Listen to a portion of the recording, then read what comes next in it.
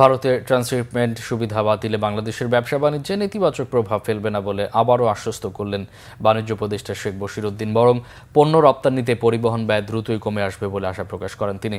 রাজধানীতে international convention city বসুন্ধরায় 2 দিনব্যাপী আন্তর্জাতিক প্রদর্শনীর উদ্বোধনী অনুষ্ঠানে বাণিজ্য উপদেষ্টা জানান, ব্যবসা বাণিজ্যে দুর্নীতি কমানো ও সহজীকরণ করতে সব ধরনের উদ্যোগ নিয়েছে সরকার। ব্যবসায়ীরা এর সুফল পেতে শুরু করেছেন।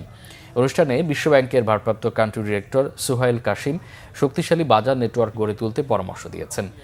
এক পণ্যের দিকে আর ফোকাস না রেখে বাংলাদেশের এসএমই খাত গুরুত্ব দেওয়া উচিত বলেও মন্তব্য করেন বিশ্বব্যাংকের ভারপ্রাপ্ত কান্ট্রি ডিরেক্টর।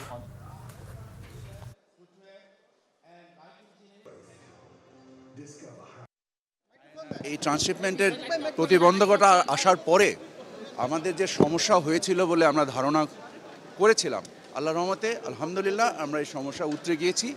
এখন আমরা কস্ট কমানোর কাজ করছি এবং কস্ট কমানোর জন্য যে নিয়ামকগুলো আছে প্রত্যেকটা নিয়ামক আমরা চিহ্নিত করেছি এবং একটা একটা করে সপ্তাহ দুয়েকের মধ্যে আমরা পূর্বের যে খরচ ছিল ইনশাল্লাহ সেই খরচ বা তার থেকে কমে আমরা এই কাজটা করতে পারবো। তো আমাদের এক্সপোর্টের প্রতিযোগিতার সক্ষমতা আরও বাড়বে। নতুন করে প্রাইসটা কেন বাড়বে?